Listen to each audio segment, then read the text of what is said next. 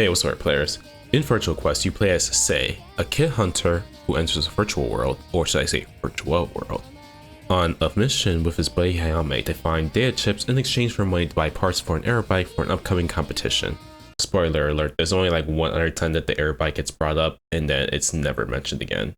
Sei gets surprised by security while hunting for data chips, and after being prompted by Hayame to use his hunter glove, he leaps into action. It's here that you're introduced to the combat system of Virtua Quest. Simple 3-hit combos are enough to get the job done with these enemies. Sei gets the data chip and logs out into the real world to meet with Hayame, who's not impressed with how low money he got for Sei's efforts. Granted, Sei did say that it was his first time treasure hunting. He gets a message from his dad wishing him a happy birthday and that he's away from work, has to get milk, and won't be home soon. To make up for it, he gives Sei a power glove. I mean, a new hunter's glove. I love the power glove. It's so bad. Before Sei can bust it out, he needs to take a trip to the hunter's site to get a hunter's license. He jacks back into Nexus, which is a virtual world where hunters hunt for treasure in abandoned servers and exchange info.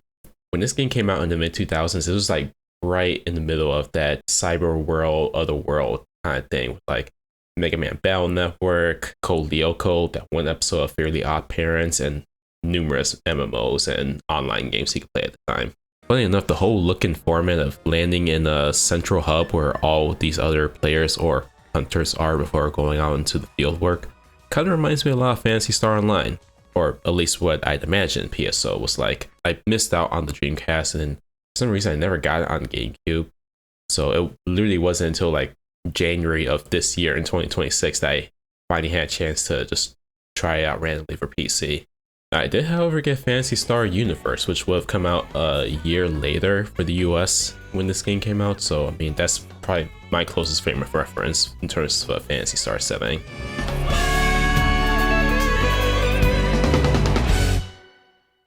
But enough about Phantasy Star, let's talk about Virtual Quest. So as established, Sei enters the hunter's site and he has to get his hunter's license. He has to take this beginner's test, which is an obstacle course that reminds me a lot of the obstacle courses from Ratchet and Clank 1 and the VR courses from Up Your Arsenal, but maybe a little bit jankier. It's here that some of the flaws of the game rear their head, one of them being the controls. Sei controls very stiff. He has pre-jump animations from the time you press the button to when he actually jumps, which led to me running off the ledges far too many times to count. He can also only double jump at the highest point of his jump, which can make clearing higher ledges a little bit awkward because he won't grab on every ledge he's just shy of clearing. He also has very little momentum in the air, so it just leaves him feeling very heavy to control. Another thing about Virtual Quest is that in this game, you don't control the camera with the right analog stick, or C-stick if you're playing on Gamecube. Instead, the right analog stick is tied to Sei's wire, which means that in this game, it's operating off of early 3D Zelda rules of manipulating the camera by snapping it directly behind you. All this did take a while to get used to, but luckily you can retry the beginner's test multiple times after you beat it, so honestly I kind of find it fun to speedrun, see if I can do better. But once Sei gets his license, it's off to go back to the shopping center, Curio City, to find some data chips.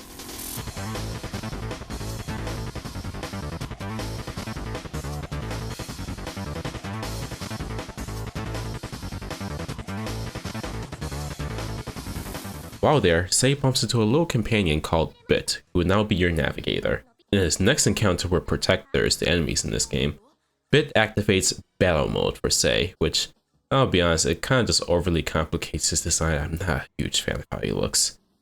But it gets the job done and he makes quick work of them.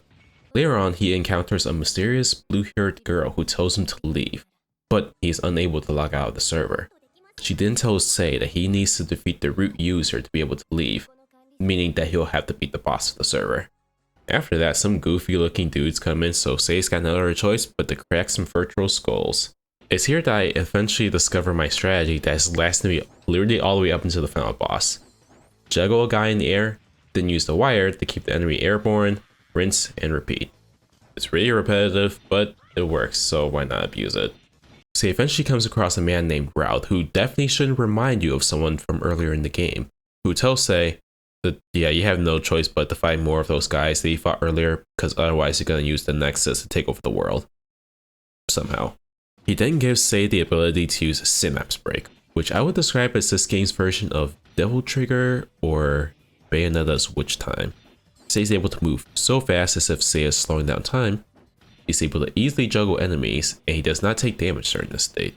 Before going their separate ways, Raud mentions that this organization is also looking for this particular piece of data throughout the Nexus called Virtual Souls, aka you can perform moves from the Virtua Fighters and be a force to be reckoned with. Raud pieces out with Sei finding his way through Curio City, and then suddenly Bit senses a Virtual Soul nearby. Sei finds it, which then transports him to a simulated arena where he encounters Akira, the face of Virtua Fighter. Akira reveals that the World Fighting Championship that he and the Virtua Fighter characters entered was a trap, designed to record and gather data of all the Virtua Fighters and use their moves to make humanoid weapons called Duros. Akira seeks to test Sei's strength by engaging in combat. As a kid, I got hard stuck on this fight because if you lose, well, you just have to do the fight over again. It does not allow you to go to an earlier checkpoint. You're literally stuck in this fight until you finally beat it. Virtua Quest is interesting because these virtual soul fights are some of the only bits of storytelling that we get to see from the Virtua Fighters outside of reading the game manuals. In the Virtua Fighter series, there's no character endings, arcade endings, or any way to really connect with the characters within the games themselves, so it's pretty cool to see them talk and share their backstory. Akira teaches Sei one of his moves, which allows him to break through the window and to continue through Curio City, finding virtual souls such as Shundi and Wolf. It's at this point in the game that I was thrown for a loop because I originally played this game in English as a kid, which, fun fact, Charles Martinet and Kevin Miller both have roles in this game.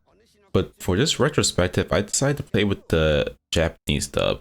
Now, I'm so used to hearing some of the Virtua Fighters like Wolf speak in English, so imagine my shock to hear him open his mouth and speak in Japanese instead. Whoa, I'm not used to hearing his Japanese voice. Anyway, I make it to the boss of this server. He's not too bad. Just gotta wait for him to do an attack. When he whiffs, you attack him. The aerial 3-hit combo and your virtual soul moves are your best friend here. The guy's pretty tanky, but once you knock him down, you can get a few more hits in before he gets up. The thing to look out for are his goons, because they're pretty annoying to deal with, but they're not too bad, and hey, they're not immune to friendly fire. The boss goes down, and we get to see who the true big bad of this game is, which is a guy called Moon, who totally looks like a knockoff Sephiroth.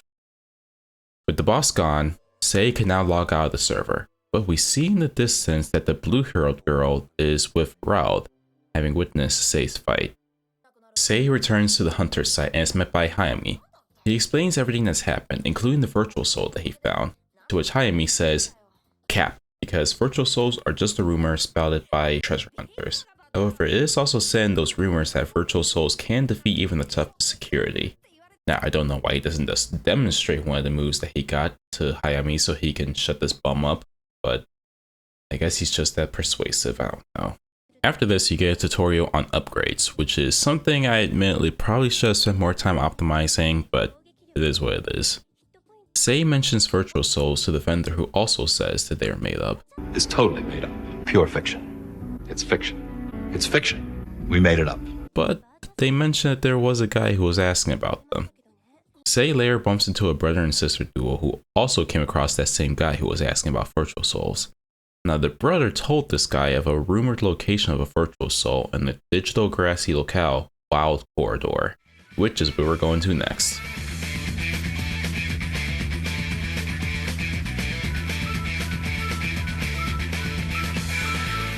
This time we're introduced to snipers and grenadiers, as well as tougher enemies. There's not too much that happens in the server, to be honest. I find a virtual soul of Leon, and then Sei and Bit get a glimpse of the hunter that was looking for virtual souls, who absolutely folds these guys. I don't know why, but when he did a synapse break on this one guy, I thought he was totally gonna go Fist of the North Star on this guy.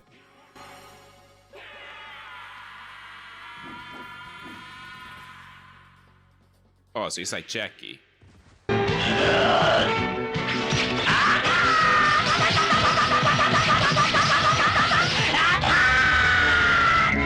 Wild Corridor is when you're going to start seeing traps that pop up all of a sudden and attempt to blow you up, which is pretty annoying.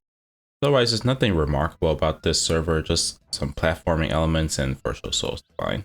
You'll eventually reach the next boss of this server, which is actually 3 bosses, with 3 guys whose voices activate my fight or flight response.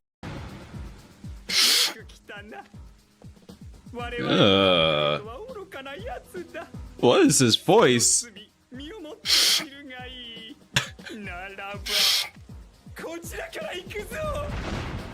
We'll say it's a bit of a leap to go from one slow big boss to now fighting 3 guys at the same time. But as long as you keep moving, you'll be fine. I will say this boss really highlighted how annoying the camera is, as you have to keep resetting it behind you to keep track of them unless you choose to fight without adjusting your camera. For me, running towards the camera to have them all infused seemed to help the boss. After that, just spamming the jump attack button, which seems to have a homing effect on whoever's closest to you, which causes a juggle, and then using your wire to pull them, and then rinse and repeat. Sei whips all 3 of them and then asks what do they know about Virtual Souls. According to the guy in green, Virtual Souls belong to them but were stolen, and as long as Sei is in possession of them, this group will continue to come after him. And then without going into any further details, all 3 guys vanish. Back in the Hunter's site, we see a cutscene before we get control of Sei, and I think it was at this point that I started to realize that the animation work in the cutscenes is really wonky. The way this guy Dot moves is so overly animated, while at the same time this girl's walk is kind of funny. Sei decides to pay the poor guy a visit, and he claims that hunters are being kidnapped, and that he was about to be another victim but was saved by a blue-haired girl. At least he says he thinks it was blue hair. I don't know how you forget a detail like that, but whatever. The Hunter's Guild is keeping this under wraps as no one else is talking about this. Dot provides Sei the server location that this incident took place, which is a former construction site, Twin Access. On his way to the teleporter, Sei overhears the conversation about the risks of logging into a server without backing up one's data. And if you die in the game, you die in real life. Or rather, your consciousness is stuck in the Nexus without any way of returning to the real world. In our case, that just means losing a bunch of save data, so I guess if you've made it this far without saving your game, this is a reminder to do so. Also, is a bit of foreshadowing. Sei bumps into Hayami, telling him that the hunters have been getting kidnapped. Of course, Hayami says that's cap, just like the Virtual Souls, and he's more focused on trying to get enough money to fix up the air bike for their race.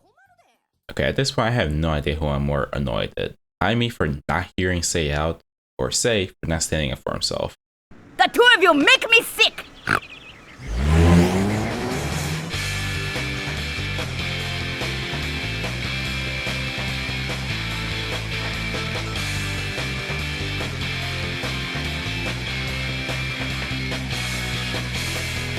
Well, Sei goes to Twin Access and is met by more of these goofy looking guys.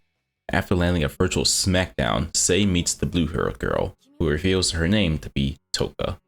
He asks if she knows what's going on and why no one else seems to know.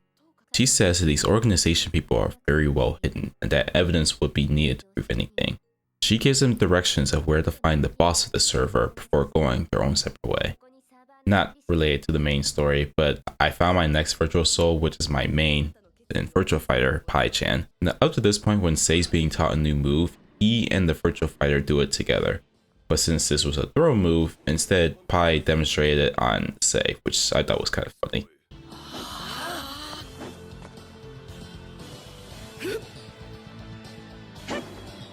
Wait.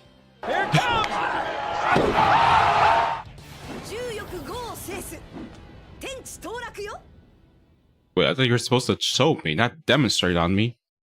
Nothing of note really happens in this server. I finally figure out what the different foods and diets are that I've been collecting, and I morph it into a cat form, which is pretty cool. You do get to this outdoor part of the server where you get to see more of the construction, where there's some light platforming and a change in lighting, which changes the pace a little bit. Sei eventually meets up with Toka, and she reveals that the guy that you've been fighting are an organization called Judgment 6. A multinational corporation that's actually an evil syndicate trying to take over the world. They're also an organization that puts together the tournaments that the Virtua Fighter games take place in. She says that one of the leaders named Moon wants to use the Nexus for something. But suddenly she's unwell, and before running off, she tells Sei to collect the virtual souls to put a stop to their plans. Speaking of virtual souls, I find one of my favorite characters in the series, Jackie, and get his move, the flash kick, somersault kick, that always does way more damage than you would expect in the Virtua Fighter games.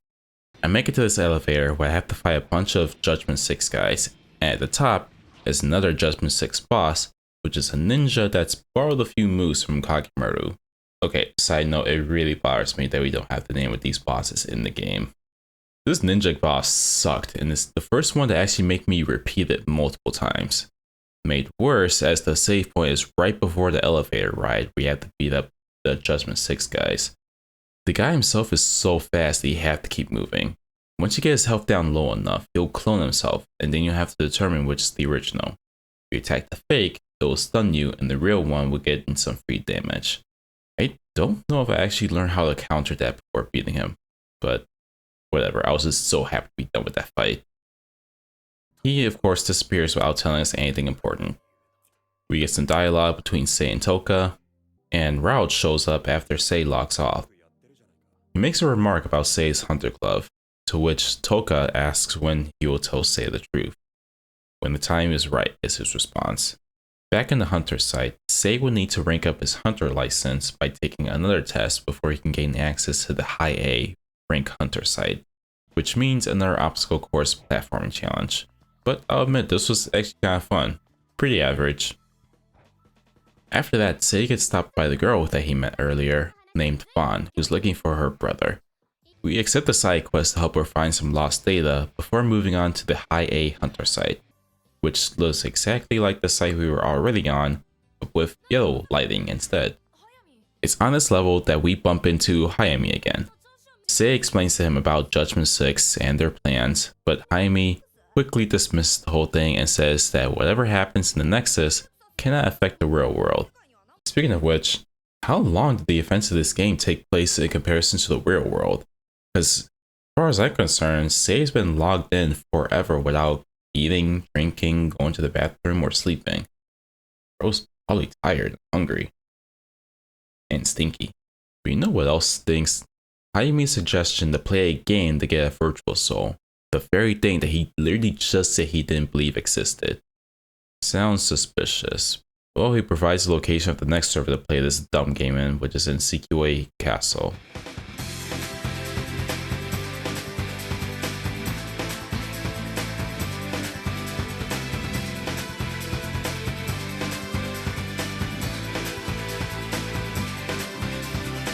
A seemingly abandoned Japanese village. With the constant night sky and Japanese setting, it feels like I should be playing a stealth game like Tenchu or something. Kinda random that this is also the stage that introduces mech protectors. Feels really out of place. And even Hayami sends out a big one at you, which leads me to think he might be low-key working for the bad guys, because why would he do that? Tsukiyoi Castle is one of the more interesting servers, since there are various traps that you have to look out for, as well as light puzzle solving as you figure out where to repair program keys to take down the walls to progress. Eventually, Sei finds the virtual soul that Hayami hid, only for him to yank it from him, and now you have to go find him in a game of hide and seek. I don't think I can convey how much I'm sick and tired of this guy. Sei, why are you friends with this bum? At one point, there's a scene where he literally could have just ended this right here, but then he just lets him go easily. I'm so done with both of these guys now. The two of you make me sick! And I was only made all the more frustrated by the fact that there's a long stretch before your next save point, and I died before I reached my next save point, so there was a huge chunk of game that I had to replay. Eventually, Sei finds Hayami just chilling, and he lets him get away very easily. I can't do this, bro. More fighting later, and we find Hayami yet again. And what are we doing here? Finally, Hayami surrenders, but before they know it, they get surrounded by J6 dudes. Hayami then proceeds to get folded by a single punch from a grunt, before getting taken away. How is this guy in a higher level than me if he can get one-shotted by guys that can go down in a single combo? Again, Sei, why are you friends with this bum? So we have to save him from this server's boss, who your guess is as good as mine as to what her name is, as they don't say what their names are in this game. We do know that she fights like Aoi from Virtua Fighter. It's a 2-phase boss fight, with the first phase being pretty easy, but then it ramps up in difficulty by the second phase when she starts summoning these big dudes to fight for her while she has a barrier up. I lost this fight multiple times because of these guys, until I eventually realized that the Virtual Soul moves do far more damage and can also stagger them. So really, you just gotta spam them. I will say, I thought this arena looked pretty cool with the moving snow being a nice touch, especially when she turns invisible and then you can use the snow as an indicator as to where she's going. But she gets defeated. She doesn't say anything important before disappearing, just that her body tingles after that fight.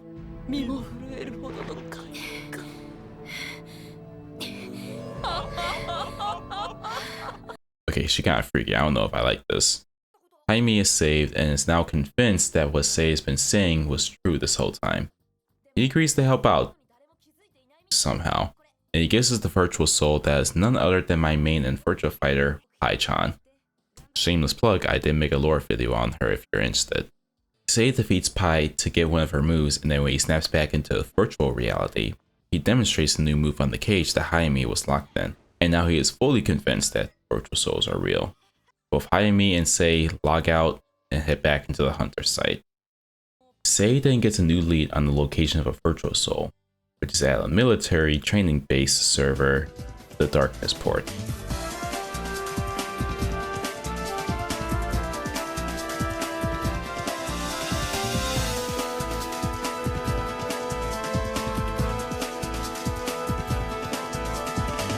He bumps into Toko while there to discuss a plan, then they split off. There's not much that happens on this stage, it's just a lot of boring warehouses. You do bump into the hunter who's also been looking for Virtual Souls. He reveals that he did get one, but he doesn't see it as anything more than meaningless data. He says that he'll give it to you after he accomplishes a mission that he's on, and then he dips. The warehouse that you're in after that cutscene ends is both hilarious and a nightmare, because you're trapped in the room until you defeat all the enemies. The thing is, all the enemies are snipers and grenadiers that are hiding between large crates surrounded by lasers that, if touched, will knock you off your feet. The camera is really annoying in this section, and to make matters worse, there's no damage invincibility, meaning that you can get knocked around like a pinball. Get used to hearing this multiple times.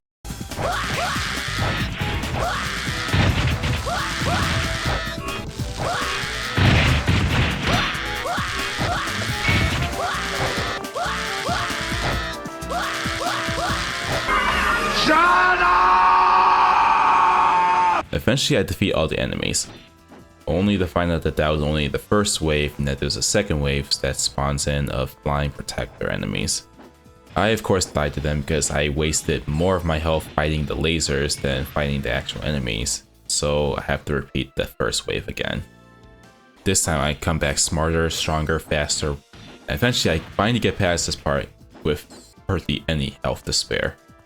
After this part, the rest of the server is just getting through lasers and deactivating them to progress.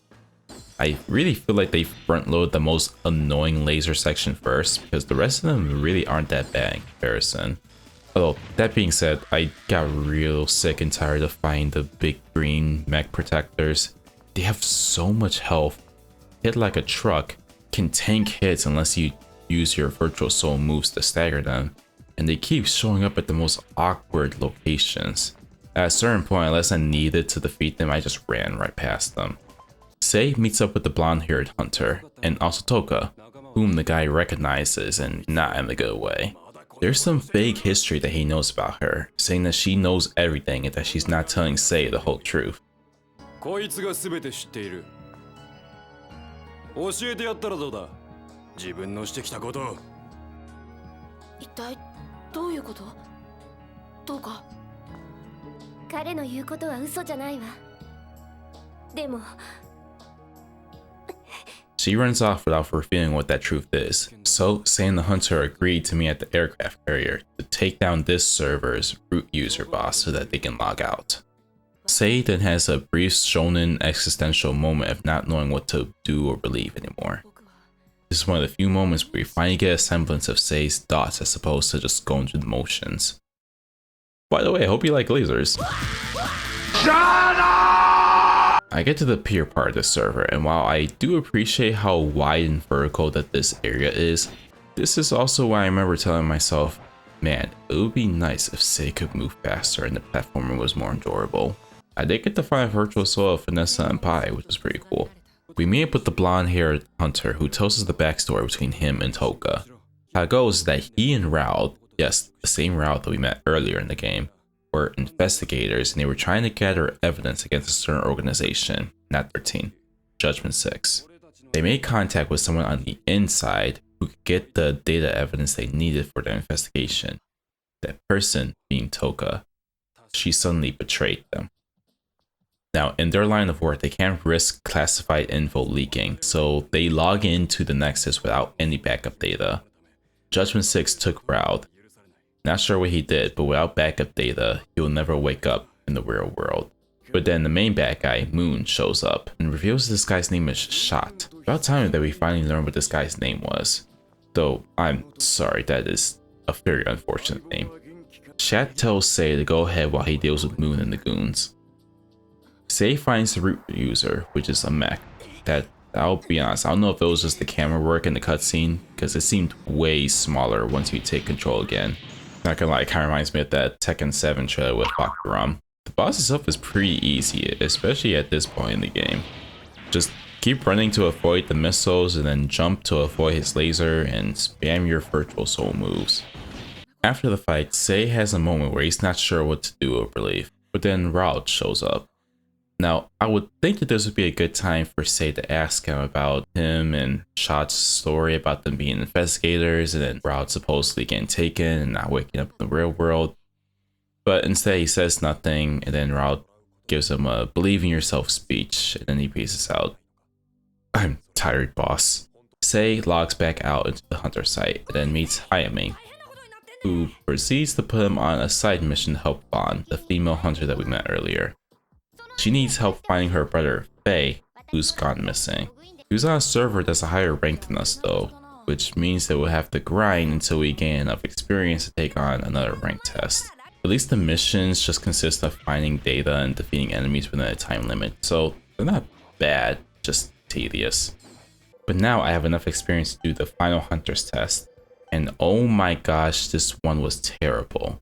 I've talked previously about how I'm not a huge fan of the platforming in this game, but at least with the first two tests that you did, they were manageable.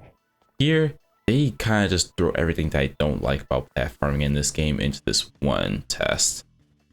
You got your stiff and awkward double jump camera that refuses to cooperate with you. Your jumps just feel way too heavy. The painfully slow hanging ledge shimmy.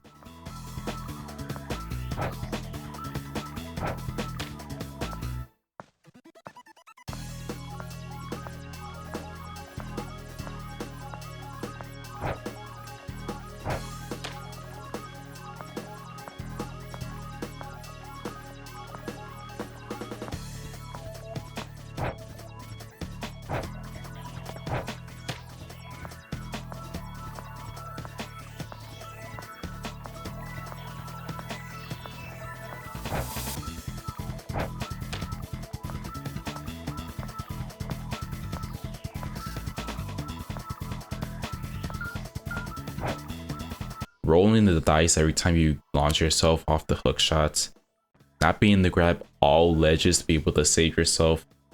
A single mistake forces you to do a lot of waiting over and over and over again.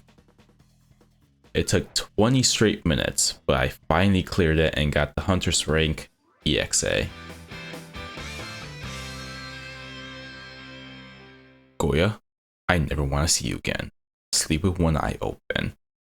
Finally, we're on the next floor, this time with red lighting. I talked to some of the hunters on this floor and wait, Shinra? Okay, time out. You mean to tell me that in this game we have Great Value Sephiroth, legally distinct Sora, a hunter named Shinra, and the concept of friends from another world, aka another franchise, helping you in your journey? Okay, that's it. I'm calling Square Enix. Our next stop is in Phong Ruins to find Faye.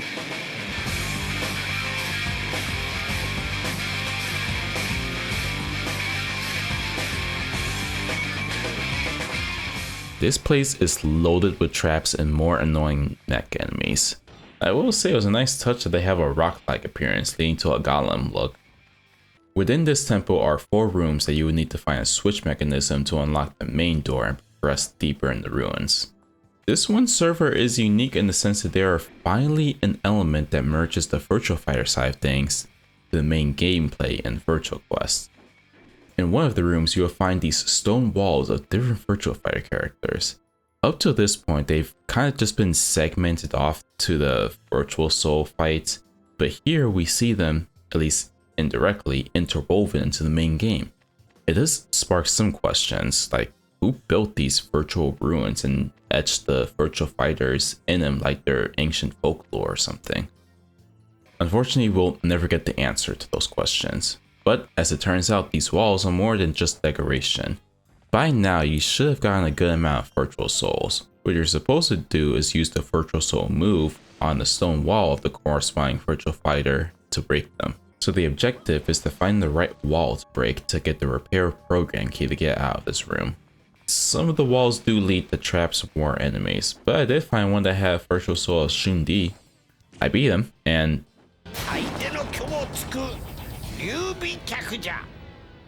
okay, say you didn't need to copy this too, bro. Eventually I do find the repair program key and proceed to the other rooms. One room has you lowering and raising the water level to get to the switch. That reminds me of a simpler version of the water temple from the Legend of Zelda Ocarina of Time. Another room has these stone faces that you will need to beat up to temporarily raise the spiked door so they can get through them before they close. This room made me so mad because I got all the way to the final wall before getting the message that I didn't have the right repair key. Turns out the one I have was for a different room. So I completely wasted my time doing this room and had to leave to come back to this. In this room you have to stay on the top level, but the floor is extremely weak and will give away, dropping you to the water below with some enemies. The first time I did this, I made the mistake of trying to fight them, which only resulted in a game over. So anytime I fell down here, I just ran right back to the entrance to try again. It's mainly trial and error until you know which parts of the flooring will break, but otherwise you should be able to reach the end of this room pretty easily. As it turns out, the repair key that I already had on me was for this room. I activate the switch, and then now I just have one more room, which is the one I had to leave earlier, but I still have no idea where to find this key. After searching all the rooms and searching every nook and cranny, what I discover is that in the temple area there are 3 destructible walls that I didn't notice. It's behind the wall on the right. This game is nothing but pain. Second trip around the stone face room, this time we get past the security wall and activate the switch, opening the main door to the temple.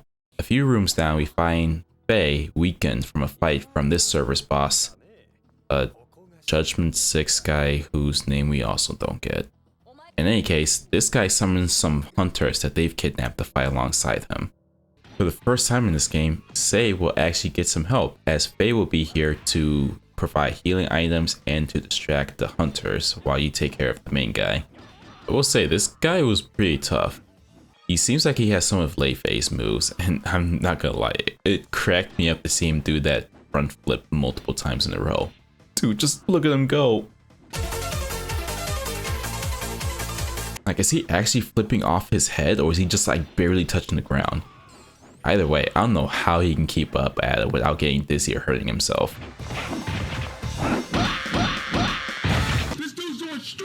I kid you not, at one point he was doing it for almost a minute straight when I was trying to get an opening.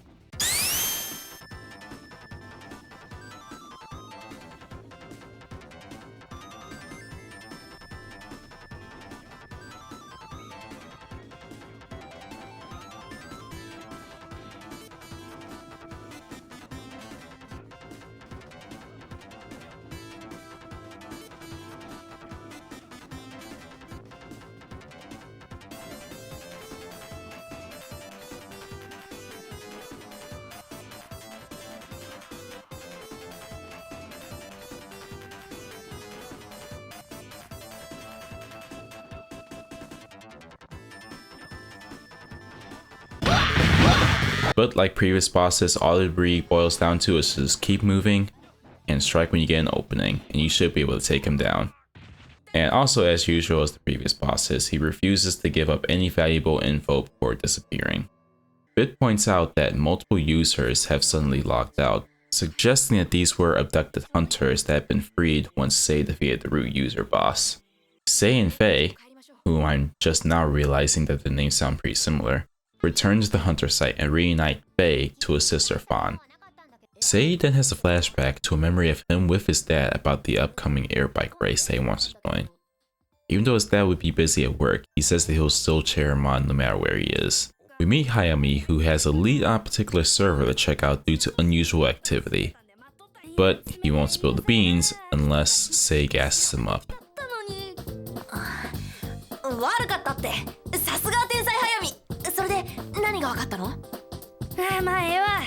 Bro, if you don't knock it off, Sei, why are you friends with this bum? Alright, so now the next server that we're off to is... Oh, dude, I don't think they ever pronounced this in the game. I don't know how to say this. I'm totally gonna get canceled if I say this wrong, aren't I? Well, here goes nothing. Okay, don't make fun of me, but I believe it's pronounced Quan Dong Jie. Rate my pronunciation from a scale of 1 to 5.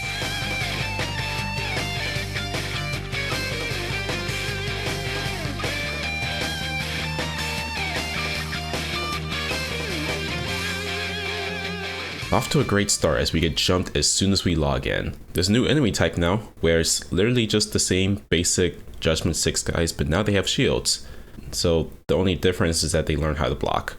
Not too far into the server, Bit gets captured by a large skull-faced Bit. Again, there's no name given, so we're just gonna call him Skull Bit.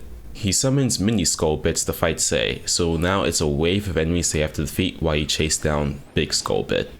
Honestly, this was kind of frustrating because there's just a long stretch of this server with there's no checkpoint, and the flying Skull Bit minions are a pain to deal with. It's not that they do a lot of damage per se, but when there's more than one, they can knock you out of the air when you're doing your 3-hit combo. And the camera is really terrible at keeping track of all of them. Honestly, the best strategy is to pull them out of the air with your wire, and then if you have your down attack equipped from the upgrade shop, spam that, rinse and repeat. Now, the only downside to the strategy is that down attack is very finicky on when it wants to work, because it's mapped to the same button as your attack button. So you have to be in close proximity of a downed enemy, but sometimes you just get a regular attack instead of a down attack. Or you get the down attack, but it misses them. Another strategy is that you can pop a synapse break and then spam the air combo multiple times before touching the ground. Whatever your strategy, just make sure to save as much health as possible. Occasionally, Skullbit will also try to interfere with your fights by shooting missiles, lasers, or trying to ram into you. Eventually, Skullbit will get trapped into a dead end so that you can finish him once and for all. But, of course, not without the help of his minions.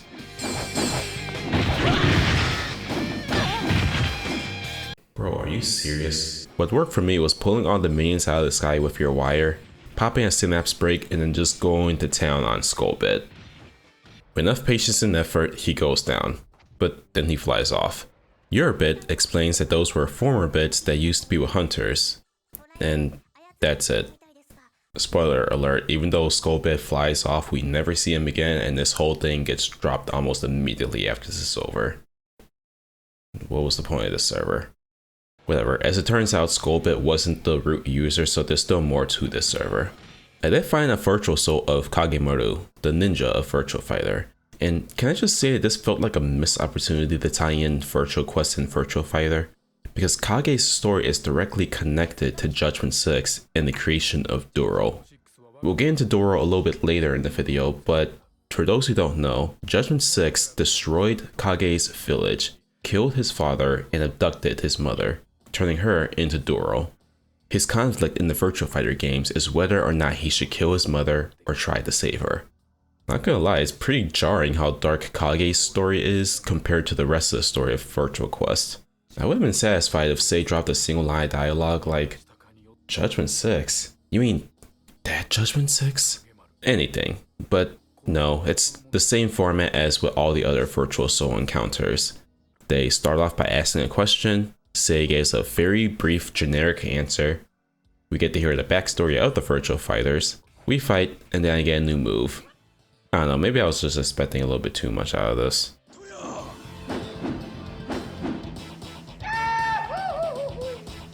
Back to the main story, we see Toka and Moon together. Sei steps in to attempt to lay the smackdown on Moon, but gets bodied by a brainwashed Shat, now under Moon's command. Not sure why his skin also got darker, but I ain't opening that can of worms. Now you would think that this would be the time that you'd fight Shat now, but first we got some Judgment 6 guys to fight.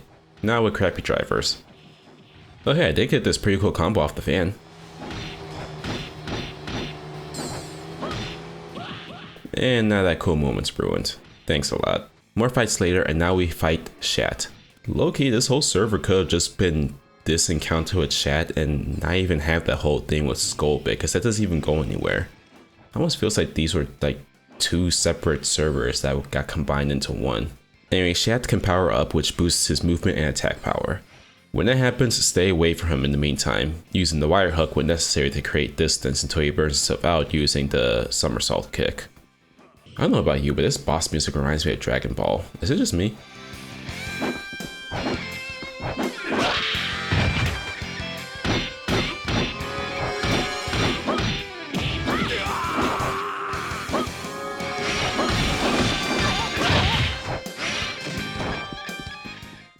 After a fierce battle, Shat goes down and his brainwashing and dark complexion fade away. Like his partner Rod, he does not have backup data, meaning he's done for. But before biting the big one, he tells Sei that Moon plans to use brainwashed hunters to bum rush the Acropolis main server, causing enough of a strain to their security that he and J6 can destroy the server and cause enough chaos to shape the world however they see fit. Or something like that. I'm not gonna lie, I don't fully understand this goal, as we're nearing the end of the game and now we're just being introduced to Acropolis, and at this point I'm just trying to beat this game so I can move on.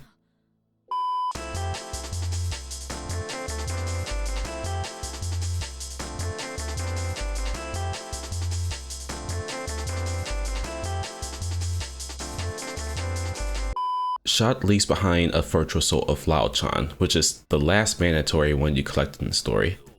Kinda anticlimactic. I would have preferred if the last one in the story to be Akira, and then they could have used this moment to reflect on how much he's grown since the last time they fought, since Akira was the first virtual soul that you fought.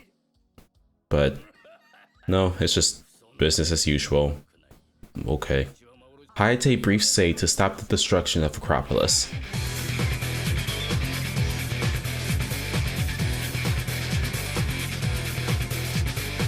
Well, we're off to the main server. It's nothing but data all around you and hallways of enemies to fight. There's no save point for most of the server, and the only health you're gonna get are the health drops you get from defeated enemies, so conserve as much health as possible.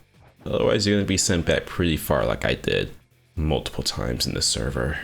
You'll come across this elevator room, and it acts as like a boss rush of various bosses that you've defeated. So I guess the bosses weren't permanently defeated, they must have had backup data if they were able to come back. You'll have to defeat 3 bosses to activate the elevator. I will say one of the bosses that I was not looking forward to fighting again was the ninja guy, because he was the one that gave me so much trouble previously. After defeating all 3 bosses, you can go up the elevator. And of course, like any kind of beat 'em up or action game, you have to defeat all the enemies before you can reach the top. Again, you'll really have to conserve your health because this is a long ride, and to get a game over at this point means that you're going to have to redo a lot of this server again. After making it to the top, before you even have time to react, you get jumped by the security walls. But hey, at least now you can save the game and fully heal.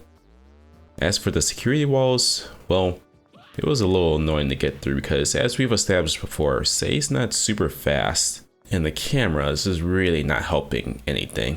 I don't even know if there's much of a strategy to this. I just kind of brute forced my way around and prayed to get good RNG to work out in my favor. Once you make it out of this room, you see Moon and a metallic girl. He reveals that this girl is Toka, who was actually Duro this whole time, a recurring boss in Virtua Fighter. Moon leaves Duro to take care of Sei like she's been programmed to do with all the other hunters.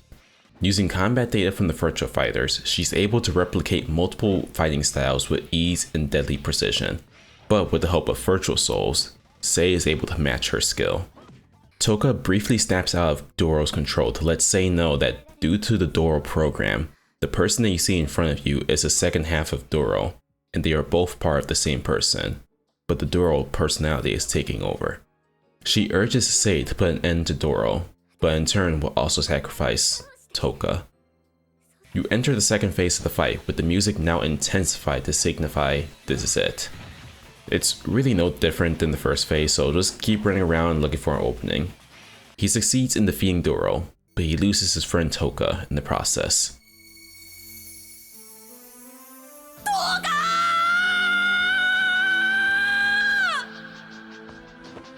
Why couldn't it have been Hayami instead? I'm kidding! I'm joking. I'm joking. Jokes aside, I thought this was a pretty touching scene. Now, it's time to take down Moon. He's set the water tanks to destroy Acropolis, so there's no time to waste. Moon must fall. We now fight Moon to an honestly really dope rendition of the main theme of Virtua Quest.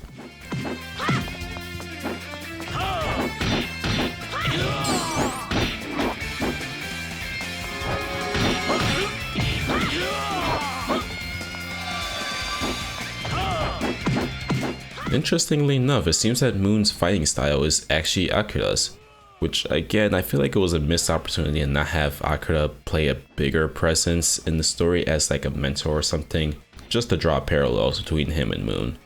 The fight itself isn't too difficult, but it is only the beginning.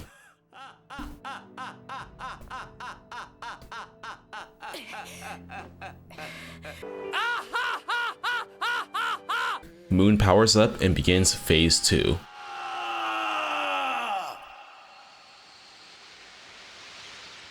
A new boss track that sounds like it came straight out of Sonic Adventure 2 or Sonic Hero kicks in, and he'll start unleashing different powers on you.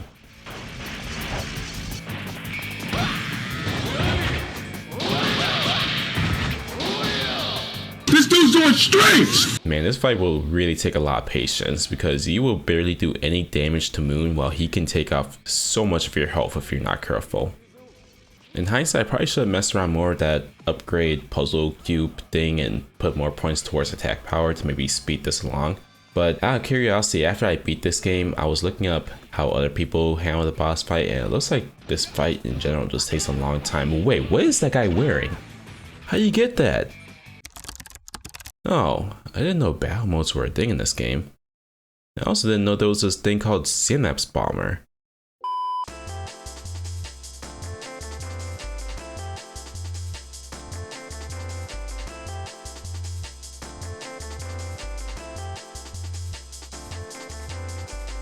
Then again, it drains your health, so I don't know how often I would have used this had I known about it. But I mean, it's still a pretty cool ability. Okay, I got sidetracked because there's not really too much to this second fight until you bring his life down to about a third left before he introduces a new form, which is when he grows to be the size of a building. He's invulnerable at this time, but each attack that he does makes it harder and harder to maintain his form before he floats up in the air to cool down or something. Oh, gather energy, right. This process exposes his core, to which you must use the grapple hooks around the arena to attack his core to bring him back down to size. There were way too many moments when the grapple had me facing the wrong way and I had to slowly turn myself around only to miss my window and have to start over again. Or even better, when he'd be just too far enough for me to reach him. I think they could have handled this part a little bit better, but in any case, Moon will finally go down. Sei tries to undo what Moon did, but it is about as effective as this guy doing whatever he's doing. Moon tries one last ditch effort to defeat Sei, but Sei lands the finishing blow. Now the thing is, this is still all happening in the Nexus, so he still exists in the real world, and if he has backup data like apparently the rest of the Judgment 6 bosses that we fought in the elevator room, then what's to stop him from coming back? He ends by saying that they will meet again, which no, this game did not get a sequel, so they will not meet again. Sei's freaking out because he can't turn off the sequence, to which Hayami tells him to log off before the server crashes and he'll be trapped in the Nexus forever. Raoul comes in to save the day.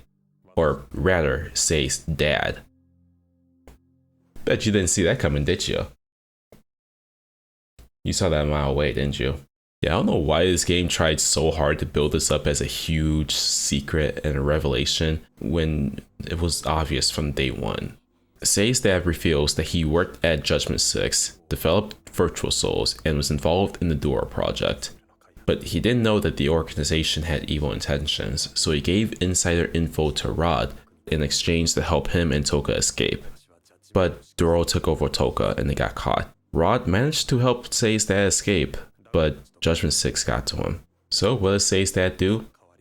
He sends his son the Hunter Glove on his birthday to use Virtual Souls and fight his battles for him, goes into hiding, and assumes the identity of the man he got put into a coma. Bro, there's mistakes and then there's a generational fumble to what you did.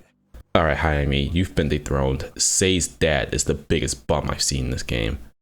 But, okay, I get it. He's trying to make up for what he's doing. Sei's dad forces Bit to log Sei out while he stays behind to redirect the server's command functions to a different server, as he's unable to undo the destruction. I'm not even gonna pretend I understand how that works, but we see Sei in the real world. Okay, now I'm fully convinced he was just logged in this whole time without food, water, or bathroom. They find that they can no longer access the main server, but Sei has hopes that his father is still out there. I'm not sure how much time has passed at this point, but Sei is back in the Nexus to search not only for his father, but also Toka. However, as it turns out, Toka in the real world has woken up from her coma and as well.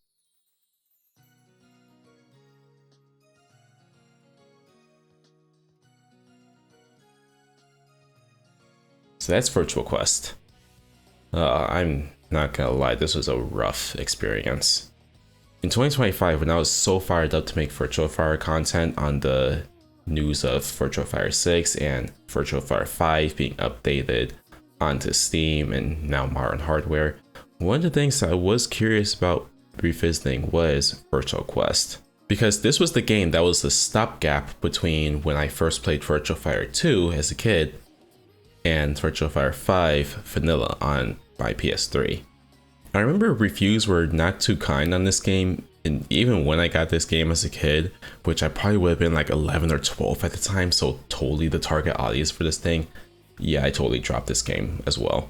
Yeah, I didn't really connect the dots that this was a spin-off of a fighting game that I played when I was very, very little. So I just saw the art style and the cyber setting and I just took it as its own thing.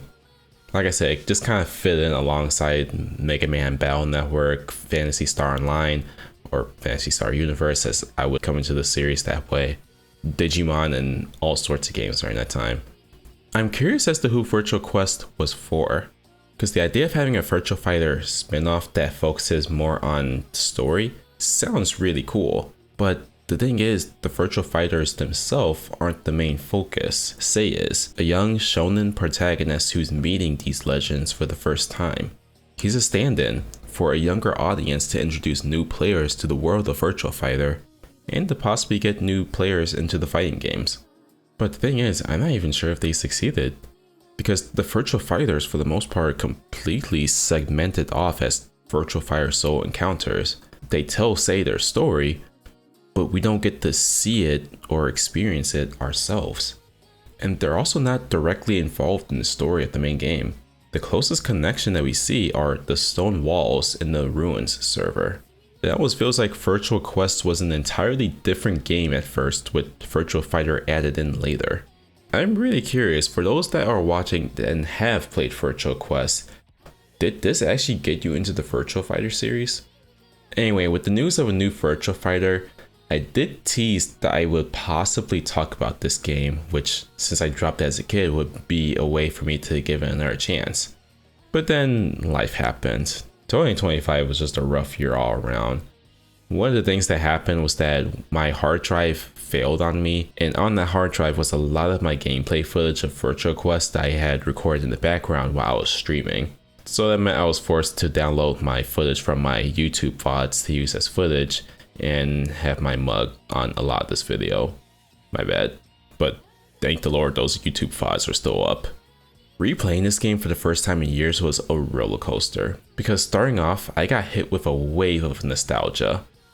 The only real difference being that I was playing with the Japanese dub, as opposed to hearing the English voice acting. The controls still felt stiff as I remembered it, and the camera was certainly a choice. But I figured I'd just adjust since I played so many games of varying control types and quality since I last played Virtua Quest. But no, I still did not like the controls and the camera. If anything, it felt like it just got worse as the game went on because of how the levels were designed. I think this game would have benefited from a traditional lock-on like most third-person action games had, or even just a strafe button like in Yakuza or Spike Out. Platforming in this game is painful. I've talked about it before, but it's not always clear what ledges that Sei can or cannot pull himself up from. His double jump is also extremely awkward because you can only do it at the very top of his jump. And while I have played other platformers where that is the case in order to do your double jump, they are a lot snappier than they are in this game. Not helped by the fact that he has some pre-jump animations and landing animations that just break so much momentum and flow to how he moves. But how similar Virtua Quest reminds me of Kingdom Hearts, I gotta say I'd rather take Kingdom Hearts platforming and camera over this any day. And I'm talking about PS2 original Kingdom Hearts 1 where you had to use the R2, L2 triggers to move the camera. Speaking of camera, I will say I'm not against the idea of a third-person action game in 2005 or 2004 in Japan, not allowing the player to control the camera with the second analog stick. I'm of the belief that the second analog stick should be used in a ton of creative ways outside just moving the camera. However, this game chose to limit it to just using the wire to pull Sei towards a wire hook or airborne enemy, or to pull an enemy to him. I don't know, I feel like there was some untapped potential of having something as flexible as a wire mapped to a stick that you can rotate instead of just the press of a button. The Ape Escape series has run with this idea of using the second analog stick for gadgets, and in my opinion, I think they've done it far better.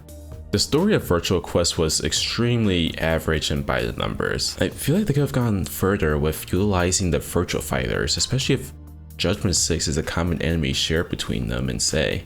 Despite the cyber setting, the servers themselves are pretty bland and forgettable, which is really weird considering how colorful this game is and how colorful the Virtua Fighter series that this is spinning off from is. Okay, this is totally just a nitpick, but it was so frustrating not knowing the names of the bosses and some of the characters because they're not shown or mentioned in the game or even in the manual. Even going through the end credits, I couldn't tell you which character was which. I tried going on the Virtua Fighter fan wiki for some help with the script, and can you believe it? They didn't even finish writing the plot synopsis. That was a bad sign when even the fan wiki can't be bothered with this game. There was more plot info on the regular Wikipedia article on this game, but it just ends with Sei defeating Shot, so that is also incomplete. Since the Hunter site reminds me of Phantasy Star Online, or Phantasy Star Universe, I was surprised there wasn't a multiplayer mode in this game where you can build your own hunter and do missions together, or have a versus mode where you beat each other up. Perhaps that would have been outside the scope of this project, but a guy could dream, right? I will say, in typical Sega fashion, the music is really great.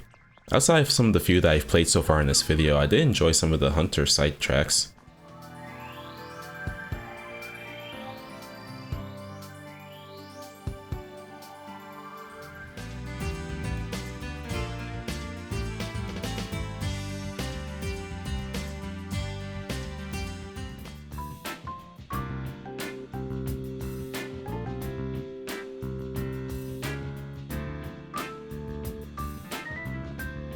Pretty nice touch having the screen show the stages from Virtua Fighter 4. Voice acting is alright, at least in the Japanese version, but man, the cutscenes do not look right with how exaggerated the movements are. I'm not sure if this is confirmed or not because I couldn't find more details on it, but I was hearing that the cutscenes were motion captured, and I can tell. Definitely reminds me of the cutscenes from Sonic Adventure 2 and Sonic 06. There's just something about it that's just really uncanny and definitely took me out a few times, but I did have a laugh or two out of it. I wasn't sure where else to put this in the video, but fun fact, this game was co-developed between Sega AM2 and Tose. AM2 is known for the Virtua Fighter series, Shenmue, and arcade classics such as Outrun and Super Hang-On, but Tose has had a hand in, well, too many games to count on at this point. Some games that stood out to me were the Stuffy games. They helped co-develop Kid Icarus 1. They've ported many Square games to the PS1, such as Final Fantasy VI, Anthology, and Chrono Trigger. They made Super Princess Peach, and oh, what do you have here? Scarlet Nexus. Good game. I did talk about that a long time ago in a word of mouth, and ironically enough, that's another third-person action RPG game that has Nexus. Okay, if you've made it to this part of the video, hear me out. Believe me, I totally wanted to love this game. I was prepared to defend this game. I wanted so badly to say, you know what, forget what those reviewers said back in the day. This game is a hidden gem. This game is actually great. They don't know what they're talking about, but it pains me to say, but I think they were actually right about this one. A comment that I read regarding Virtua Quest is that it is aggressively mid, and that is probably the best way to describe this game. Like, I can't call it bad because I've definitely played worse games than this, but it's not good either. If it wasn't for the fact that I teased about potentially talking about this game, I would have dropped this game a long time ago and I just would have watched the long play instead. But there was a part of me that kind of wanted to get some closure and to see how this game ends for myself. So Virtua Quest is interesting because it is definitely nostalgic to me, but at the same time, I didn't get far in the game as a kid to champion it as a favorite game of all time despite the reception. Believe me, I definitely have those types of games. This game didn't grab me back then despite being the age target demographic this game was aiming for, or even now being a hardcore Virtua Fighter fan. If Virtua Quest is one of your favorite games of all time, dude, that's great. Don't pay me any mind, ignore me. When I decided to revisit this game, I fully went in hoping to finally give it the chance that I didn't give it back then. And well, like I say, I did give it a chance because I've beaten it, but can't say I liked it. I did want to at least take the time to acknowledge the improvements or directions that I would have liked to have seen the game go into, rather than to just say game sucks and just leave it at that. My hope is that this came across as valid criticism and not just complaining, since I made a whole video on complaining. I highly respect the fact that Sega took a chance to make a Virtua Fighter spin-off. I guess you can say that this is the second time that they wanted to make a story-focused Virtua Fighter game, since their very first attempt was going to be Virtua Fighter RPG on the Sega Saturn, where Akira was actually going to be the main character. But then once development moved over to the Dreamcast, it became Shenmue and became its own entirely different thing. But I wouldn't mind another attempt at a Virtua Fighter spin-off. And in fact, I would love to see just more fighting game spin-offs in general. Like, for example, I'm not a Mortal Kombat guy, but my late cousin and I love to play Mortal Kombat Shaolin Monks together. And actually, I think that Tekken spin-off Death by Degrees also came out around the same time, because it was just a huge spin-off boom during that time. I did remember hearing SNK say they were going to go hard on their IP, such as an action RPG Samurai Showdown, so that would be pretty cool to see if they were to move forward with that. Virtua Quest is such an interesting spin-off to a legendary fighting game series that couldn't quite stick the landing. And guys, I cannot stress enough, I really went into this hoping to really like the game and give it a second chance, and I was totally going to be able to defend it and excuse its flaws. But in the end, I'd have a hard time recommending this game unless you grew up with it, and even that's a hard sell because I grew up with it and I didn't like it. But I'm glad the game exists.